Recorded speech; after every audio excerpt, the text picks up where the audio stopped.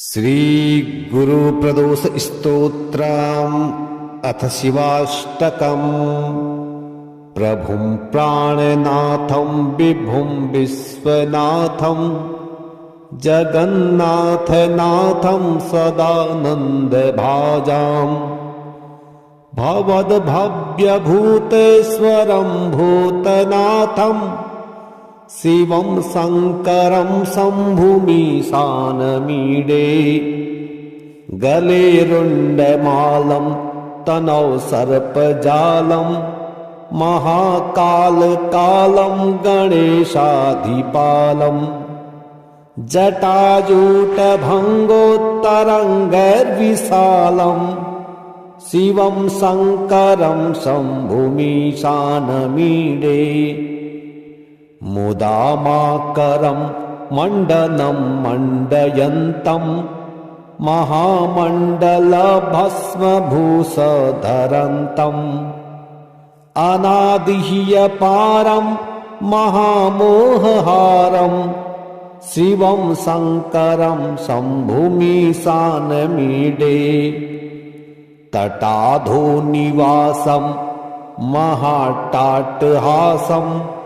महापापनाशं सदा सुप्रकाशं गिरीशं गणेशं महेशं सुरेशं शिवं शङ्करं शम्भुमीशानमीडे। गिरीन्द्रात्मजा सङ्गृहीतार्धदेहं गिरौ संस्थितं सर्वदा सन्नगेयम् परब्रह्म ब्रह्मादिभिर्वन्द्यमानं शिवं शङ्करं शम्भुमीशानमीडे। कपालं त्रिशूलं कराभ्यां दधानं पदाम्भोजनं रायकामं ददानं बलिवर्दयानं सुराणां प्रधानं शिवं शङ्करं शम्भुमीशानमीडे। शरच्चन्द्रगात्रं गुणानन्दपात्रं त्रिनेत्रं पवित्रं धनेशस्य मित्रम् अपर्णाकलत्रं चरित्रं विचित्रं शिवं शङ्करं शम्भुमीशानमीडे। हरं सर्पहारं चिताभूविहारं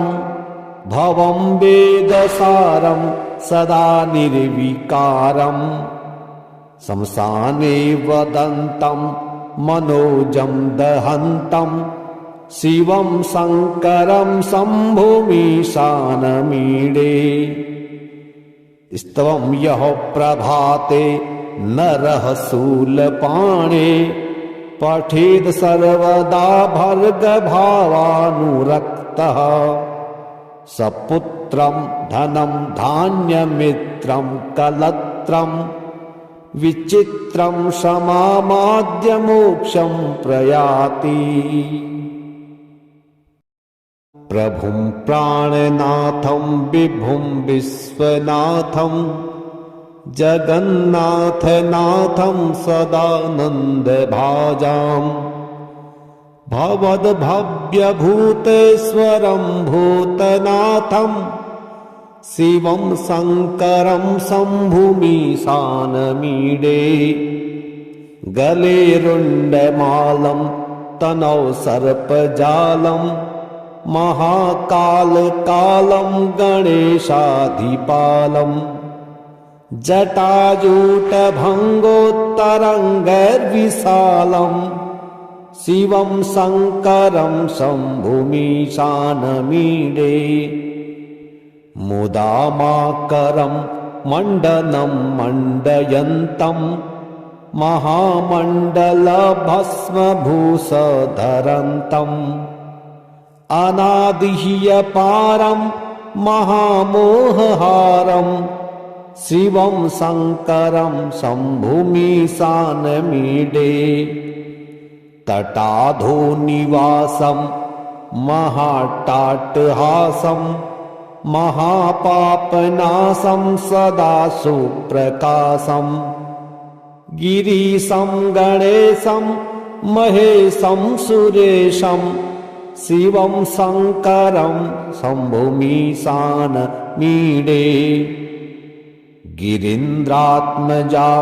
सङ्गृहीतार्धदेहं गिरौ संस्थितं सर्वदा सन्नगेयम् परब्रह्म ब्रह्मादिभिर्वन्द्यमानं शिवं शङ्करं शम्भुमीशानमीडे कपालं त्रिशूलं कराभ्यां दधानं पदाम्भोजनं रायकामं ददानं बलिवर्दयानं सुराणां प्रधानं शिवं शङ्करं शम्भुमीशानमीडे शरच्चन्द्रगात्रं गुणानन्दपात्रं त्रिनेत्रं पवित्रं धनेशस्य मित्रम् अपर्णाकलत्रं चरित्रं विचित्रं शिवं शङ्करं शम्भुमीशानमीडे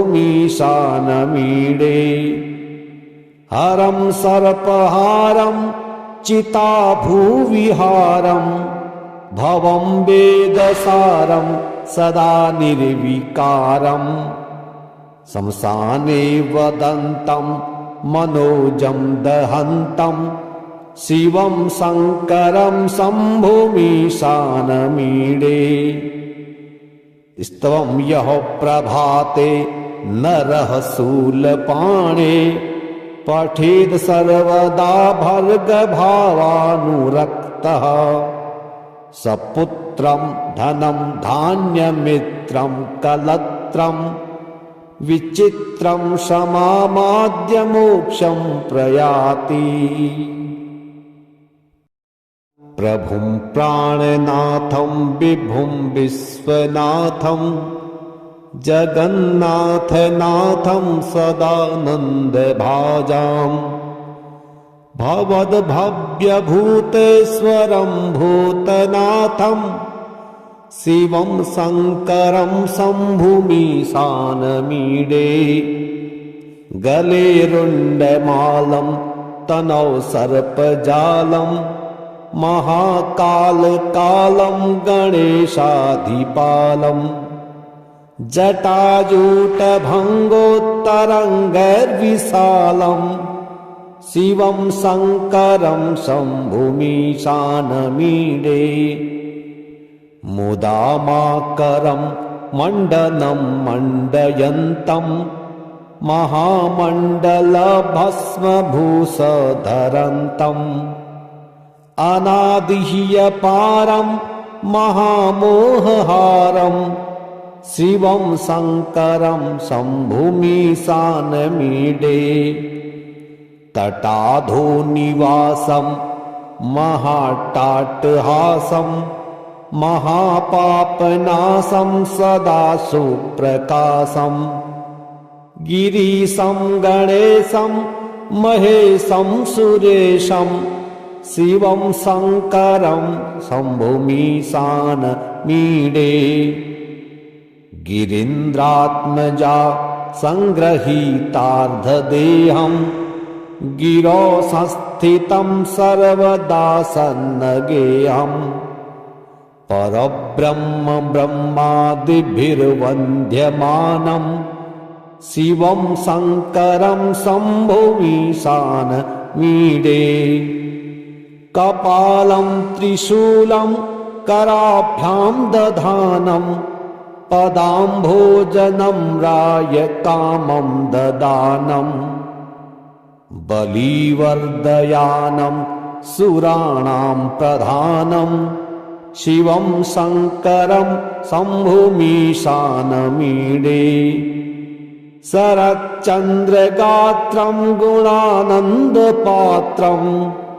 त्रिनेत्रं पवित्रं धनेशस्य मित्रम् अपर्णाकलत्रं चरित्रं विचित्रं शिवं शङ्करं शम्भुमीशानमीडे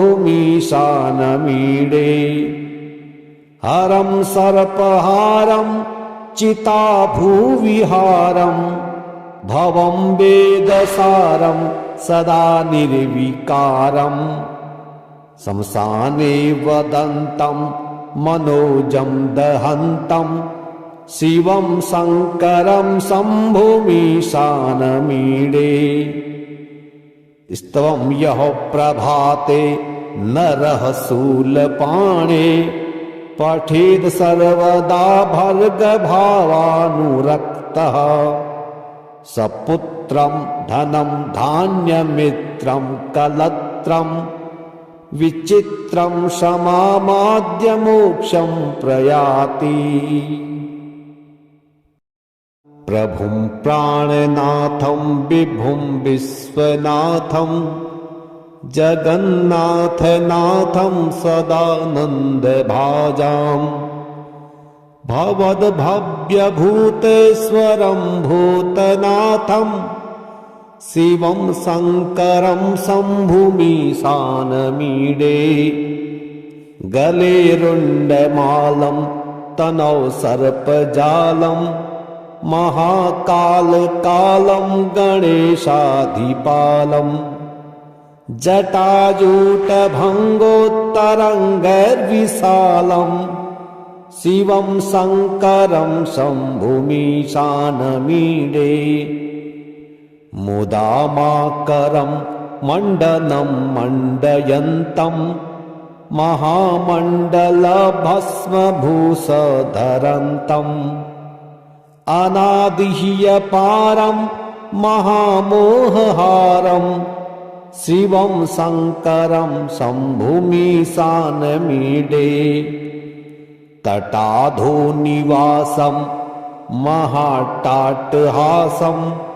महापापनाशं सदा सुप्रकाशं गिरीशं गणेशं महेशं सुरेशं शिवं शङ्करं शम्भुमीशानमीडे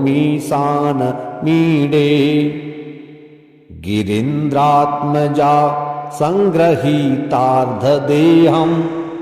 गिरौ संस्थितं सर्वदा सन्नगेहम्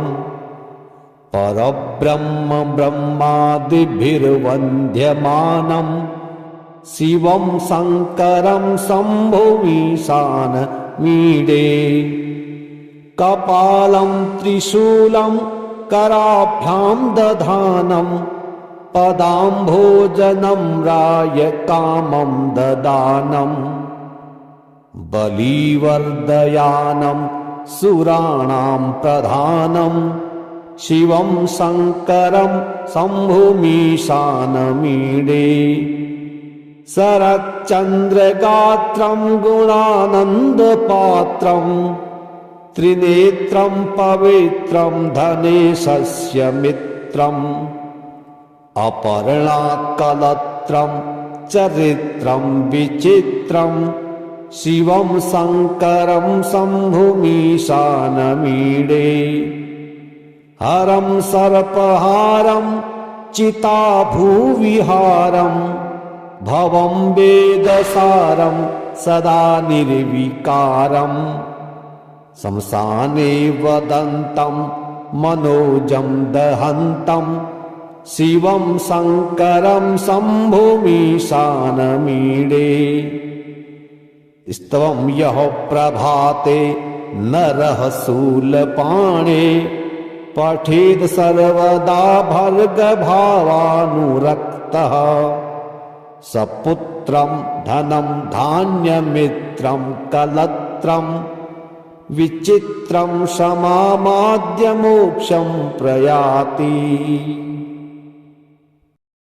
प्रभुं प्राणनाथं विभुं विश्वनाथं जगन्नाथनाथं सदानन्दभाजाम् भवद्भव्यभूतेश्वरं भूतनाथं शिवं शङ्करं शम्भुमीशानमीडे गले रुण्डमालं तनौ सर्पजालं महाकालकालं गणेशाधिपालम् जटाजूटभङ्गोत्तरङ्गैर्विशालम् शिवं शङ्करं शम्भुमीशानमीडे मुदामाकरं मण्डनं मण्डयन्तं महामण्डलभस्मभूषधरन्तम् अनादिह्यपारं महामोहहारं शिवं शङ्करं शम्भुमीशानमीडे तटाधोनिवासं महाट्टाट्टहासं महापापनाशं सदा सुप्रकाशं गिरीशं गणेशं महेशं सुरेशं शिवं शङ्करं शम्भुमीशानमीडे गिरीन्द्रात्मजा सङ्गृहीतार्धदेहं गिरौ संस्थितं सर्वदा सन्नगेयम् परब्रह्म ब्रह्मादिभिर्वन्द्यमानं शिवं शङ्करं शम्भुमीशानमीडे कपालं त्रिशूलं कराभ्यां दधानं पदाम्भोजनं रायकामं ददानम् बलिवर्दयानं सुराणां प्रधानं शिवं शङ्करं शम्भुमीशानमीडे शरच्चन्द्रगात्रं गुणानन्दपात्रं त्रिनेत्रं पवित्रं धनेशस्य मित्रम् अपर्णाकलत्रं चरित्रं विचित्रं शिवं शङ्करं शम्भुमीशानमीडे हरं सर्पहारं चिताभूविहारं भवं वेदसारं सदा निर्विकारम् श्मशाने वदन्तं मनोजं दहन्तं शिवं शङ्करं शम्भुमीशानमीडे स्तवं यः प्रभाते नरः शूलपाणे पठेद् सर्वदा भर्गभावानुरक्तः सपुत्रं धनं धान्यमित्रं कलत्रं विचित्रं क्षमामाद्य मोक्षं प्रयाति प्रभुं प्राणनाथं विभुं विश्वनाथं जगन्नाथनाथं सदानन्दभाजाम् भवद्भव्यभूतेश्वरं भूतनाथं शिवं शङ्करं शम्भुमीशानमीडे गले रुण्डमालं तनौ सर्पजालं महाकालकालं गणेशाधिपालम् जटाजूटभङ्गोत्तरङ्गैर्विशालम् शिवं शङ्करं शम्भुमीशानमीडे मुदामाकरं मण्डनं मण्डयन्तं महामण्डलभस्मभूषधरन्तम् अनादिह्यपारं महामोहहारं शिवं शङ्करं शम्भुमीशानमीडे तटाधोनिवासं महाट्टाट्टहासं महापापनाशं सदा सुप्रकाशं गिरीशं गणेशं महेशं सुरेशं शिवं शङ्करं शम्भुमीशानमीडे गिरीन्द्रात्मजा सङ्गृहीतार्धदेहं गिरौ संस्थितं सर्वदा सन्नगेयम् परब्रह्म ब्रह्मादिभिर्वन्द्यमानं शिवं शङ्करं शम्भुमीशानमीडे कपालं त्रिशूलं कराभ्यां दधानं पदाम्भोजनं राय कामं ददानं बलिवर्दयानं सुराणां प्रधानं शिवं शङ्करं शम्भुमीशानमीडे शरच्चन्द्रगात्रं गुणानन्दपात्रं त्रिनेत्रं पवित्रं धनेशस्य मित्रम् अपर्णाकलत्रं चरित्रं विचित्रं शिवं शङ्करं शम्भुमीशानमीडे हरं सर्पहारं चिताभूविहारं भवं वेदसारं सदा निर्विकारं शमशाने वदन्तं मनोजं दहन्तं शिवं शङ्करं शम्भुमीशानमीडे स्तवं यः प्रभाते नरः शूलपाणे पठेद् सर्वदा भर्गभावानुरक्तः सपुत्रं धनं धान्यमित्रं कलत्रं विचित्रं समामाद्य मोक्षं प्रयाति प्रभुं प्राणनाथं विभुं विश्वनाथं जगन्नाथनाथं सदानन्दभाजाम् भवद्भव्यभूतेश्वरं भूतनाथं शिवं शङ्करं शम्भुमीशानमीडे गले रुण्डमालं तनौ सर्पजालं महाकालकालं गणेशाधिपालं जटाजूटभङ्गोत्तरङ्गैर्विशालं शिवं शङ्करं शम्भुमीशानमीडे मुदामाकरं मण्डनं मण्डयन्तं महामण्डलभस्मभूषधरन्तम् अनादिह्यपारं महामोहहारं शिवं शङ्करं शम्भुमीशानमीडे तटाधोनिवासं महाट्टाट्टहासं महापापनाशं सदा सुप्रकाशं गिरीशं गणेशं महेशं सुरेशं शिवं शङ्करं शम्भुमीशानमीडे गिरीन्द्रात्मजा सङ्गृहीतार्धदेहं गिरौ संस्थितं सर्वदा सन्नगेयम् परब्रह्म ब्रह्मादिभिर्वन्द्यमानं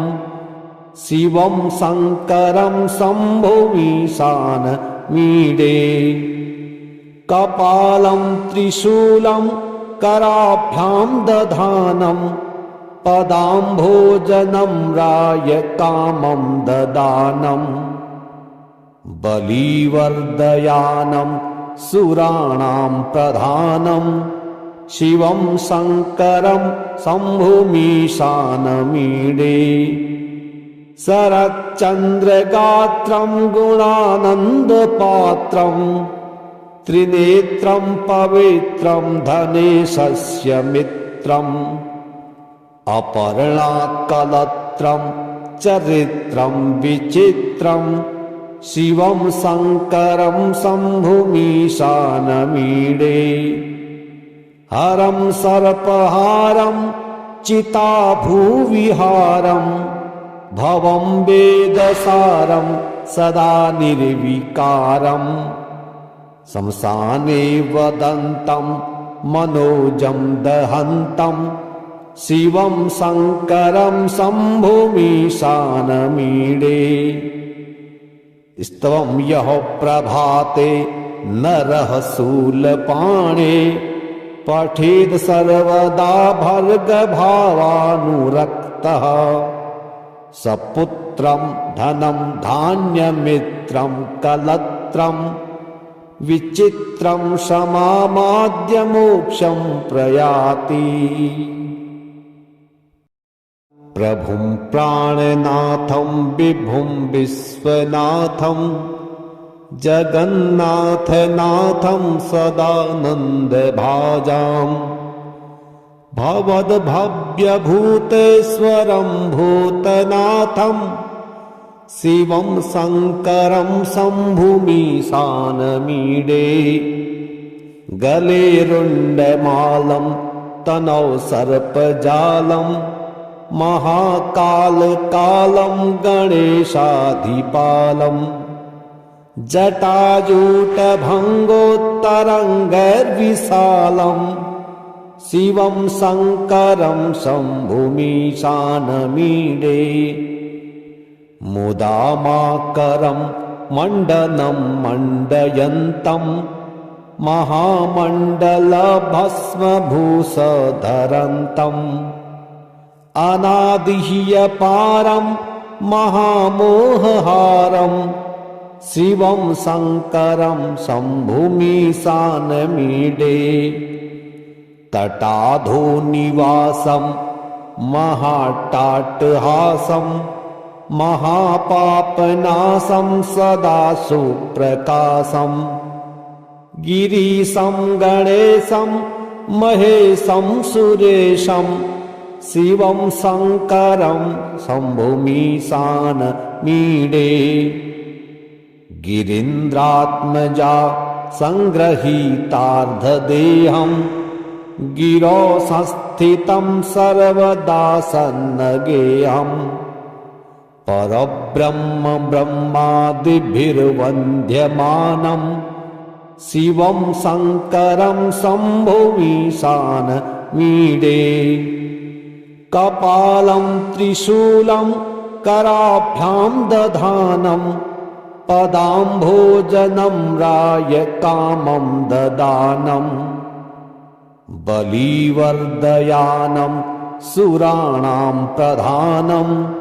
शिवं शङ्करं शम्भुमीशानमीडे।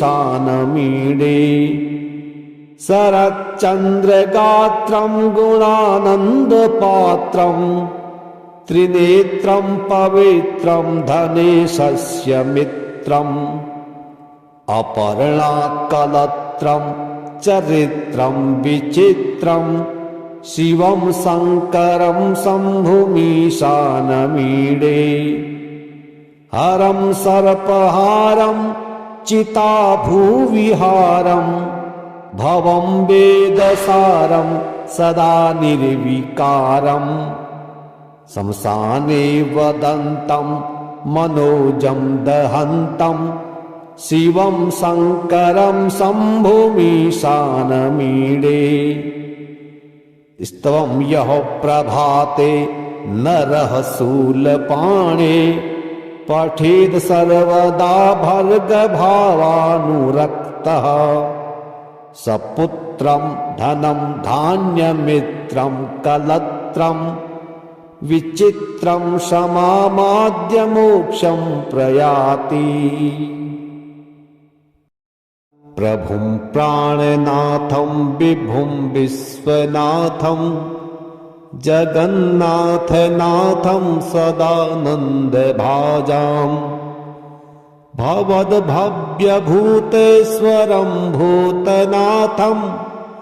शिवं शङ्करं शम्भुमीशानमीडे। गले रुण्डमालं तनौ सर्पजालं महाकालकालं गणेशाधिपालम् जटाजूटभङ्गोत्तरङ्गैर्विशालं शिवं शङ्करं शम्भुमीशानमीडे। मुदामाकरं मण्डनं मण्डयन्तं महामण्डलभस्मभूषधरन्तम् अनादिह्यपारं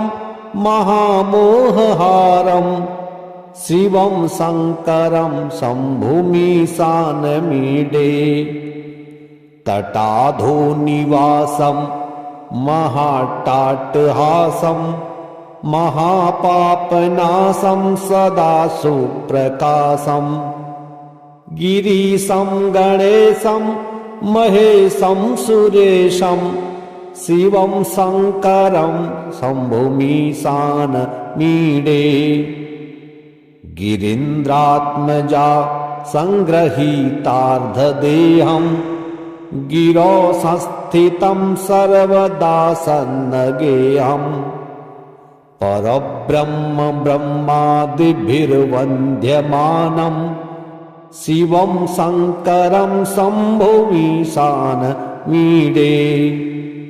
कपालं त्रिशूलं कराभ्यां दधानं पदाम्भोजनं रायकामं ददानं बलिवर्दयानं सुराणां प्रधानं शिवं शङ्करं शम्भुमीशानमीडे शरच्चन्द्रगात्रं गुणानन्दपात्रं त्रिनेत्रं पवित्रं धनेशस्य मित्रम् अपर्णाकलत्रं चरित्रं विचित्रं शिवं शङ्करं शम्भुमीशानमीडे हरं सर्पहारं चिताभूविहारं भवं वेदसारं सदा निर्विकारं श्मशाने वदन्तं मनोजं दहन्तं शिवं शङ्करं शम्भुमीशानमीडे स्तवं यः प्रभाते नरः शूलपाणे पठेद् सर्वदा भर्गभावानुरक्तः सपुत्रं धनं धान्यमित्रं कलत्रं विचित्रं समामाद्य मोक्षं प्रयाति प्रभुं प्राणनाथं विभुं विश्वनाथं जगन्नाथनाथं सदानन्दभाजाम् भवद्भव्यभूतेश्वरं भूतनाथं शिवं शङ्करं शम्भुमीशानमीडे गले रुण्डमालं तनौ सर्पजालं महाकालकालं गणेशाधिपालम् जटाजूटभङ्गोत्तरङ्गैर्विशालं शिवं शङ्करं शम्भुमीशानमीडे मुदामाकरं मण्डनं मण्डयन्तं महामण्डलभस्मभूषधरन्तम् अनादिह्यपारं महामोहहारं शिवं शङ्करं शम्भुमीशानमीडे तटाधोनिवासं महाट्टाट्टहासं महापापनाशं सदा सुप्रकाशं गिरीशं गणेशं महेशं सुरेशं शिवं शङ्करं शम्भुमीशानमीडे गिरीन्द्रात्मजा सङ्गृहीतार्धदेहं गिरौ संस्थितं सर्वदा सन्नगेयं परब्रह्म ब्रह्मादिभिर्वन्द्यमानं शिवं शङ्करं शम्भुमीशानमीडे